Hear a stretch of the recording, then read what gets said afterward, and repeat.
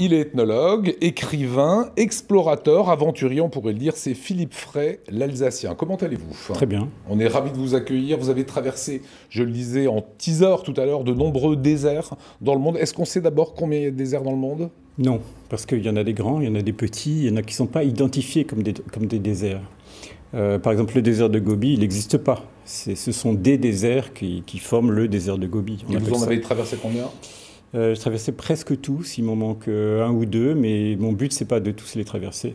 C'est vous de faire plaisir aussi. Non, mais c'est d'essayer de comprendre comment ils fonctionnent ou comment les gens arrivent à vivre là. C'est ça qui est le plus important pour un ethnologue. Et vous faites également partager votre expérience maintenant depuis quelques années en proposant des voyages atypiques. Alors je suis allé sur votre site, vous deviez partir là samedi, mais finalement c'est un petit peu plus tard. Où est-ce que vous partirez la prochaine fois? Au Kalahari, donc c'est une zone qui est en Afrique australe, au centre de l'Afrique australe.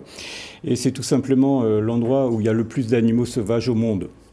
Et dans ce cas-là, vous emmenez des gens avec vous? Oui, donc j'emmène qui veut venir. Hein. C'est un peu comme une agence de voyage, mais c'est une association.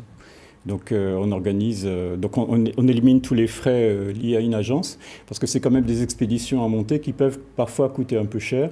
En termes de 4x4, de guide, de logistique, c'est pas facile, c'est pas du tourisme. C'est monter des expéditions dans certaines zones. C'est pas du tourisme. Ça veut dire que le profil des gens qui font appel à vous, c'est quoi? C'est n'importe qui, mais qui soit prêt à ne pas faire du tourisme.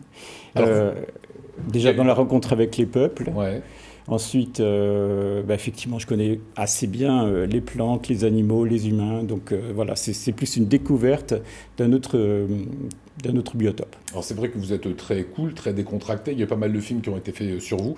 Je vous propose de retrouver Le Peuple de l'Homo. C'est un film dans lequel, évidemment, vous apparaissez. Et vous arrivez à ce moment-là dans un village. Vous allez voir que l'accueil est plutôt joyeux.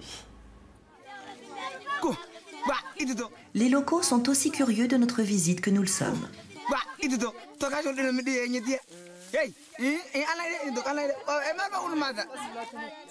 Ils vivent en communauté et tout le monde se salue à la façon d'Hassaneige. Leurs huttes paraissent rudimentaires, mais peut-être n'en faut-il pas plus pour être heureux. Hommes et femmes sont parés de bijoux multicolores.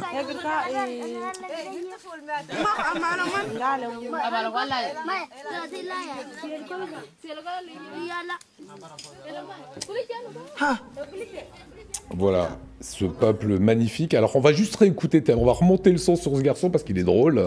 Je l'ai dit à tout le village, je leur ai dit, je sentis que quelqu'un allait arriver de loin.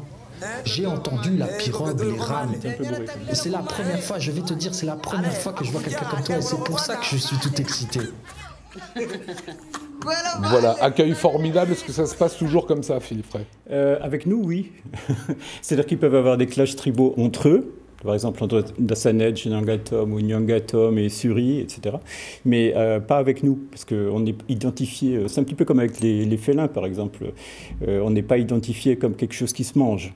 Donc, à partir du moment où ils vous identifient comme ni quelqu'un d'hostile, ni quelqu'un de vraiment qui leur cause du tort, ben voilà, ils vous accueillent. Mais lorsque vous arrivez là, dans ce film-là, est-ce que vous êtes avec des... Qu'est-ce qu'on appelle les touristes, les gens qui vous accompagnent, vous les appelez comment? Là, il n'y en avait pas, parce que c'était un tournage, mais normalement, il y en a. Donc ça, c'est une tribu qui est assez calme, qui est assez pacifique. Les Hamers sont en général très accueillants, si ce n'est qu'ils ont une cérémonie qui est quand même assez incroyable, qui consiste à fouetter leurs femmes, avec des espèces de verges, et ça fait des cicatrices indélébiles. Il n'y a aucune femme Hamer, on n'a pas vu en fait. Enfin, ce n'étaient pas des Hamers, c'était des Dassanetch. Les derniers, c'était des Hamers. Et elles ont tout le dos qui est complètement martyrisé. Hein. Ça cicatrise, mais ça laisse des kéloïdes qui sont... Pourquoi ils font ça? C'est une tradition, quoi. Alors en fait, c'est pour pour aider le jeune initié qui doit en même temps sauter sur le dos de certaines vaches alignées. Ouais. Et donc, si elle souffre pour lui, ça veut dire que lui, en échange, devra aussi les défendre. Mais les touristes que vous amenez recherchent pas ça. Ah ben, ils le voient. Il le voit, et c'est d'ailleurs incroyable à voir, parce que le sang coule, c'est des cicatrices vraiment très profondes, d'1 centimètre. Aujourd'hui, on sait que le terrorisme passait par pas mal de pays, Daesh, etc., le Quai d'Orsay qui déconseille beaucoup de destinations. Qu'est-ce qui n'est plus au programme que vous faisiez avant? Alors le Sahara a beaucoup souffert à cause d'AQMI, Disons, il faut bien distinguer. Hein. Donc, il y a des pays qui sont soumis à AQMI, des pays qui sont complètement imperméables à AQMI. Alors, en plus, ajouter que la France s'est engagée militairement hein, donc, au Sahel, avec l'opération Barkhane. Donc, c'est vrai qu'on risque, enfin, un Français peut risquer quelque chose en allant dans certaines zones. Là, on parle alors du Mali, d'une certaine partie de la Mauritanie, du Niger, on n'y va plus. Il a fallu rassurer les gens sur la sécurité.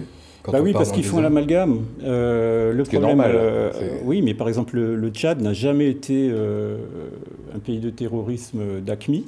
Le Soudan non plus. L'Égypte, c'est encore une autre histoire. Par exemple, le Tchad, vous pouvez y aller en toute sécurité. Ça a une image de pays dangereux du fait de la guerre qu'il y avait, mais la guerre a fini il y a 25 ans, 30 ans. Actuellement, c'est un pays qui est à peu près calme. Alors, on a retrouvé un autre extrait qu'on vous propose où voilà, vous baladez, mais vous allez quand même être stoppé dans votre périple.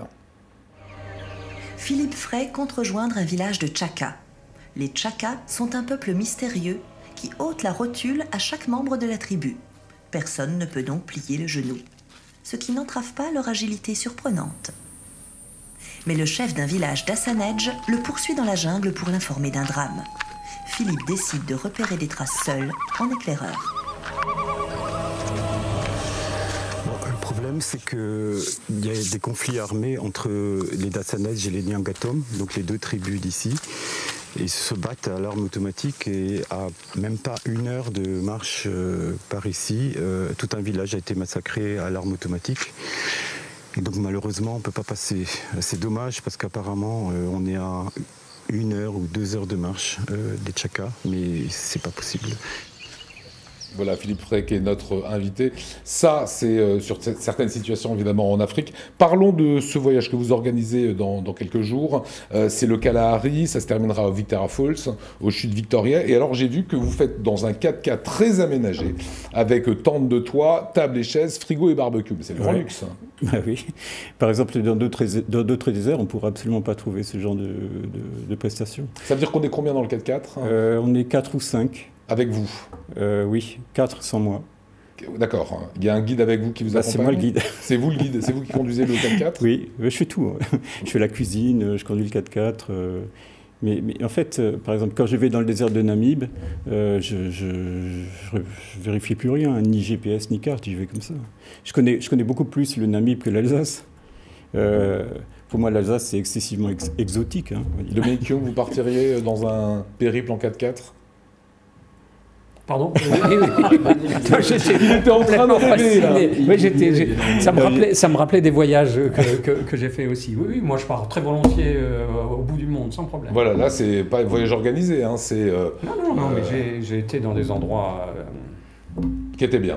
Peu organisés, oui. Voilà, voilà. Et parfois très désorganisés. Voilà. Allez, prochain voyage, c'est donc Kalahari. Il y a toute une succession, hein, mais en général, c'est surtout le Kalahari, le désert de Namib, certaines zones d'Éthiopie, de la vallée de l'Omo, le Tchad, un peu tous les déserts du monde.